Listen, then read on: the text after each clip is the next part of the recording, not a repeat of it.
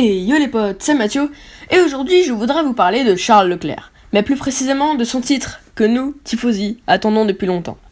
Le Grand Prix d'Australie s'est déroulé le mois dernier, et comme tout le monde, j'ai été terriblement déçu de Charles Leclerc, et de sa malchance astronomique, mais également de ses erreurs. Et oui, car des erreurs il en a fait pas mal en 2022, et en Australie, il nous fait croire que le calvaire continuera ainsi en 2023. Et du coup, j'en suis venu à cette question. Peut-il remporter un titre ? Et c'est la question à laquelle on va essayer de répondre aujourd'hui. Mais avant, il est important de revenir un peu sur sa carrière. Charles Leclerc naît le 16 octobre 1997 à Monaco. Il commence sa carrière en karting en 2005 en France où il remporte plusieurs titres régionaux et nationaux, dont le championnat de France et l'ERDF Mastercard. C'est donc tout logiquement qu'en 2014, il passe en monoplace et participe à la Formule Renault 2.0 où il termine 3ème du championnat avec 2 victoires et 6 podiums. En 2015, Leclerc intègre la Ferrari Driver Academy et rejoint l'équipe Van Amersfoort Racing en Formule 3 européenne. Il termine 4ème du championnat avec 4 victoires et 13 podiums. L'année suivante, il rejoint Prema et remporte le championnat avec 8 victoires et 20 podiums. En 2017, Leclerc passe donc en Formule 2 avec l'équipe Prema Racing. Il remporte le championnat dès sa première saison avec 7 victoires et 8 pole positions. Cette performance lui vaut d'être recruté par Sauber, l'écurie suisse de Formule 1, pour la saison 2018. Charles Leclerc fait donc ses débuts en Formule 1 lors du Grand Prix d'Australie en mars 2018. Sa première saison est marquée par des performances solides malgré la faible compétitivité de la Sauber C37. Il marque 39 points et obtient une 6ème place comme meilleur résultat. Ce qui est incroyable avec la voiture qu'il a, et ce qui va beaucoup impressionner Ferrari, qui le recrute pour la saison 2019. En 2019 donc, Leclerc rejoint la Scuderia Ferrari en remplacement de Kimi Räikkönen qui part le remplacer chez Alfa Romeo. Il réalise une saison solide avec 2 victoires et 7 podiums, mais est souvent victime de la stratégie de son équipe, privilégiant son coéquipier Sebastian Vettel. En 2020, Leclerc continue avec Ferrari, mais rencontre plus de difficultés dues à une voiture moins compétitive, à cause du moteur illégal de 2019. Il ne remporte aucune victoire et ne monte sur le podium qu'à une seule reprise. Il ne termine la saison qu'à la 8ème place du championnat avec 98 points. Mais heureusement, l'année d'après, en 2021, Leclerc continue avec Ferrari et retrouve un niveau de performance plus élevé.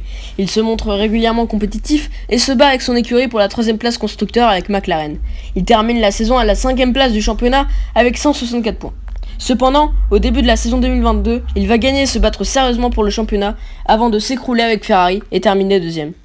Bon, avec ses résultats en 2019 et en formule de promotion, il n'y avait aucun doute sur le fait qu'il remporte un titre un jour. Mais après la saison 2022, on peut avoir un doute, parce que cette saison de base devait se terminer par un titre. En tout cas, c'est ce que le début de saison 2022 nous promettait.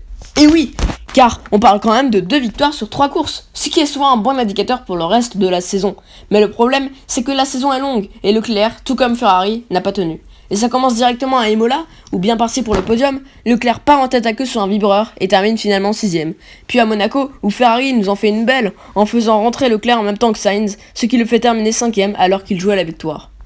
Puis à Silverstone, Ferrari lui vole la victoire en le mettant mal en stratégie. Ensuite, 2 Grands Prix après en France, il se met dans le mur tout seul après avoir signé la pole. Au Grand Prix d'après en Hongrie, Ferrari merde encore sur la stratégie et fait perdre le podium à Charles et Sainz.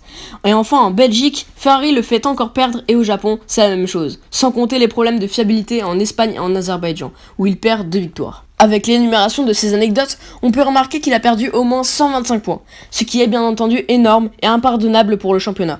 Et le pire, c'est que pour l'instant en 2023, ça continue. Car à Bahreïn, Leclerc est victime d'un problème moteur qui le fait abandonner alors qu'il avait le podium. Et en Australie, au 3ème virage, il spin tout seul et perd un top 5. Donc on peut voir très facilement que Charles et Ferrari ne méritent pas un titre pour l'instant. Je vais pas vous mentir, je commence à avoir des doutes. Mais il y a encore un espoir, vous le savez ou pas, mais je place beaucoup d'espérance sur Fred Vasseur, le nouveau patron de Ferrari, et je pense sérieusement qu'il peut remettre Ferrari sur pied et Leclerc en confiance. Parce que Leclerc, aujourd'hui, il est au fond du gouffre, mais je pense que quand il se relèvera et quand Ferrari pourra le soutenir, il obtiendra ce fameux titre.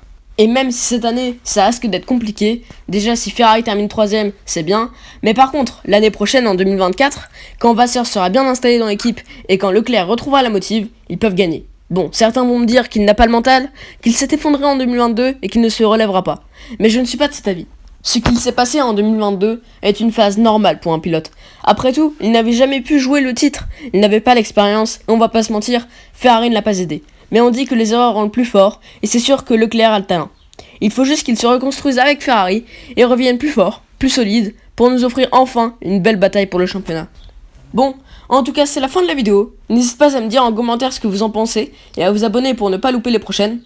Ciao pour une prochaine vidéo. Salut!